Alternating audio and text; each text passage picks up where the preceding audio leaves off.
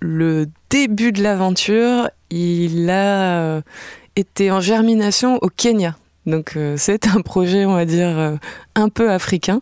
Quand j'ai fait un stage dans le développement agricole, donc en Afrique au Kenya, et où j'ai eu la chance de travailler avec les agriculteurs et agricultrices kenyans. Et j'ai vraiment été très très impressionnée par leur capacité de débrouillardise et de résilience qui était vraiment très forte, et de solidarité. Et je pense que tout est parti de là en fait. Solène Espitalier a 20 ans quand elle effectue ce voyage initiatique dans une ONG. Aujourd'hui, elle en a 42 et elle dirige les Jardins de Solène, une entreprise sociale et solidaire qui lutte contre le gaspillage alimentaire. Je m'appelle Elisabeth Assayag et vous écoutez Impact Solidaire, le podcast des entrepreneurs engagés. Vous êtes un acteur de l'économie sociale et solidaire ? Vous avez envie d'entreprendre, mais vous hésitez encore à vous lancer dans l'aventure ? Bienvenue dans ce podcast produit par Europe 1 Studio en partenariat avec France Active. Il faut savoir que 41 tonnes de nourriture sont jetées chaque seconde dans le monde. À son échelle, dans le département du Vaucluse, Solène Espitalier a mis en place un système pour recycler des fruits et légumes dits moches parce qu'ils sont trop petits, trop gros ou déformés.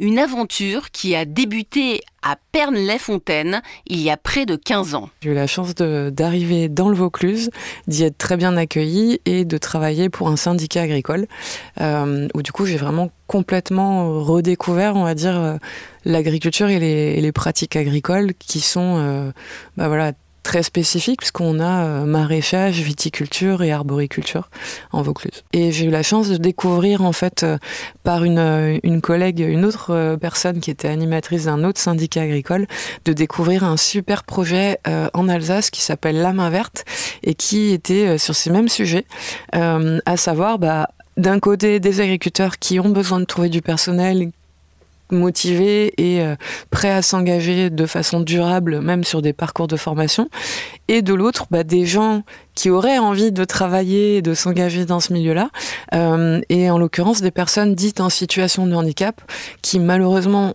déjà à l'époque, étaient discriminées face à l'emploi et à la formation, avec des difficultés d'y accéder, et c'est toujours malheureusement vrai aujourd'hui. Et donc j'ai pu rencontrer avec des agriculteurs du syndicat le fondateur de La Main Verte, Pierre Heurter, et c'est de là que tout est parti finalement, et c'est grâce à lui, parce que c'est lui qui nous a ouvert les portes et qui a permis un peu d'être facilitateur avec les services de l'État, du monde du handicap et tous les acteurs en fait concernés.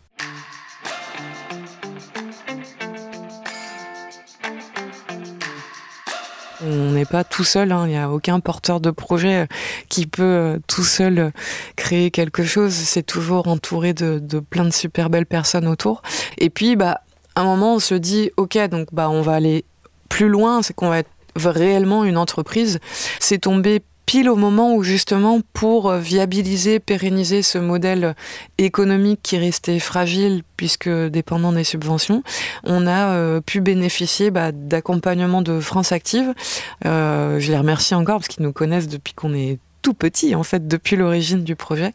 Et grâce à cet accompagnement, on a pu faire une étude vraiment globale et on a pu découvrir qu'en fait, quand on parlait de déchets, c'était en 2014 ou 2015, on pensait sur les exploitations agricoles, plastique, pneus, acier, mais pas du tout fruits et légumes. Ça paraît plus évident aujourd'hui, mais à l'époque, c'était vraiment... c'est même pas tabou, c'est que ça n'était même pas un sujet. Et donc en faisant l'étude, je parlais avec les agriculteurs et puis en voyant des bennes remplies de fruits et légumes sur leurs exploitations, c'est là qu'on a découvert, moi en tout cas, j'ai découvert cette notion de gaspillage alimentaire, mais directement à la source, c'est-à-dire sortie de champ. Et ça, c'est quelque chose encore aujourd'hui, je pense, qui est peu ou mal connu du grand public.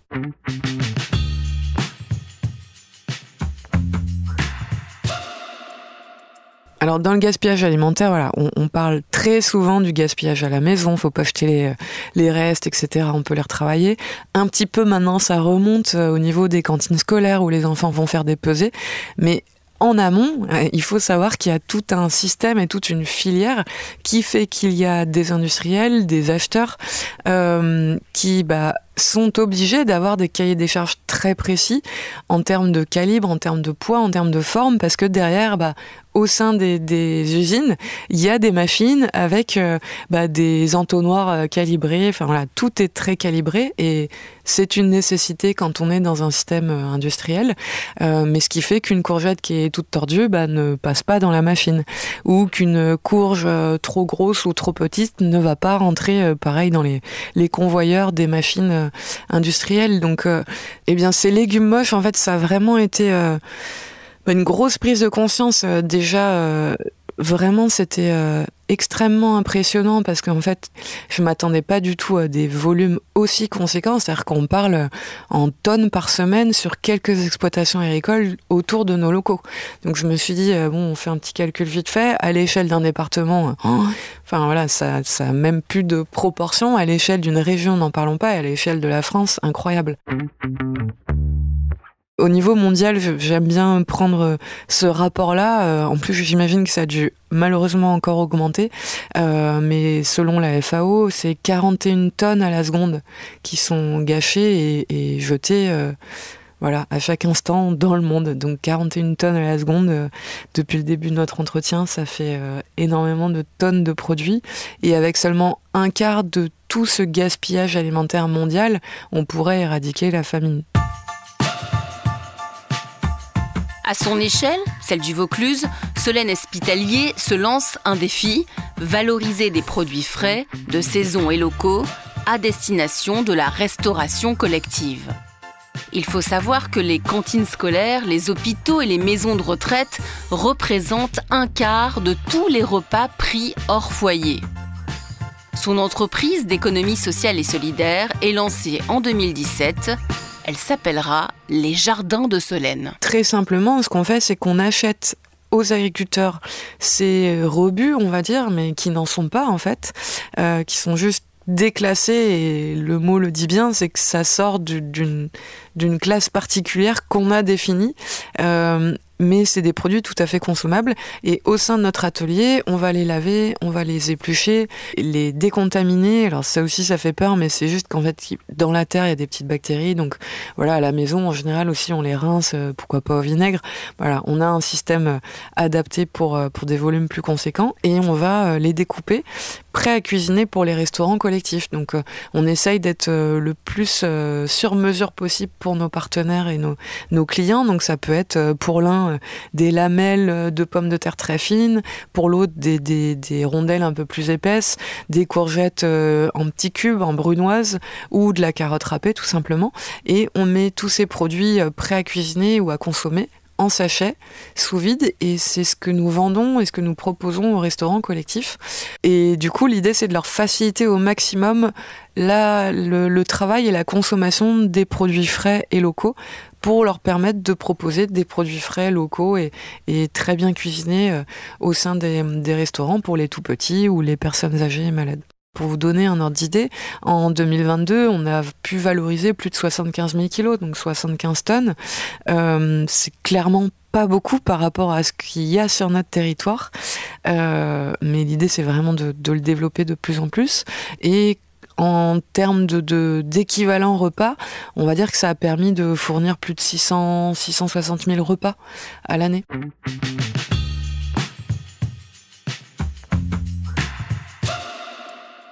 Comme tout projet un peu hors norme et hors cadre, on doit faire face effectivement à plusieurs difficultés. J'en ai un petit peu parlé. Déjà, les préjugés, énormément de préjugés, que ce soit sur le monde agricole ou sur le monde du handicap, ou les deux. Après, les difficultés, je pense, comme beaucoup d'entrepreneurs, j'ai envie de dire de dirigeants, malheureusement en ce moment, c'est souvent le cas. Les difficultés financières, évidemment, parce que avant que le modèle soit viable et rentable, il faut il faut beaucoup d'énergie, beaucoup de patience, beaucoup de temps. Et derrière, il faut du coup pouvoir trouver des solutions.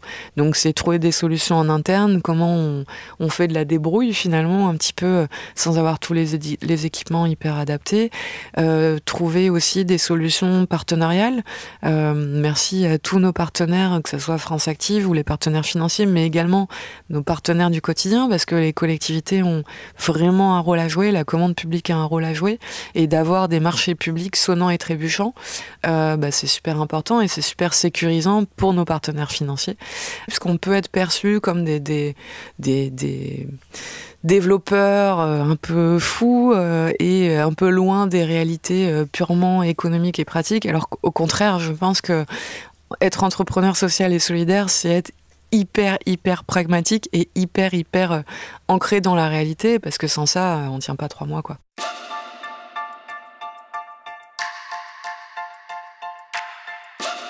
Aujourd'hui, les jardins de Solène, ce sont 10 collaborateurs, dont 8 en situation de handicap. L'avenir passe par de nouvelles formes de transformation des produits agricoles, comme la surgélation et le développement de projets clés en main sur d'autres territoires. Alors déjà, pour rassurer tout porteur de projet qui aurait un petit peu peur d'y aller et de se lâcher dès demain, vraiment c'est important qu'ils puissent savoir qu'ils ne sont pas seuls.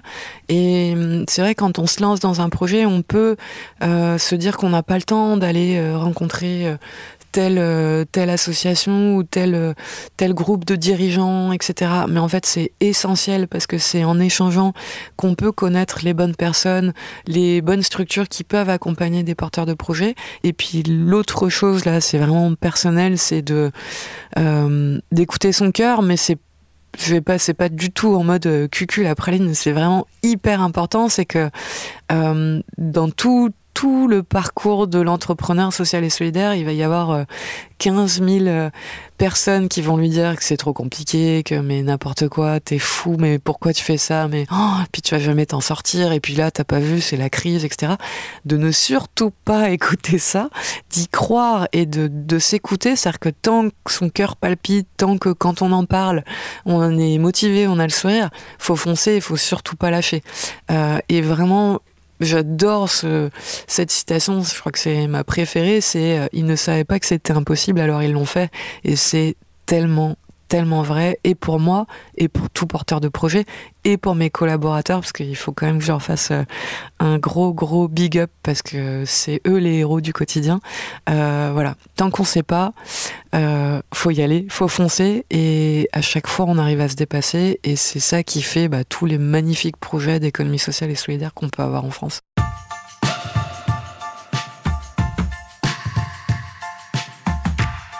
Vous venez d'écouter Impact Solidaire, un podcast Europe 1 Studio en partenariat avec France Active et avec le soutien de Mirova Fondation. Production Sébastien Guyot, réalisation Christophe Davio. À très vite pour un prochain épisode sur le site et l'appli Europe 1 et toutes vos plateformes d'écoute.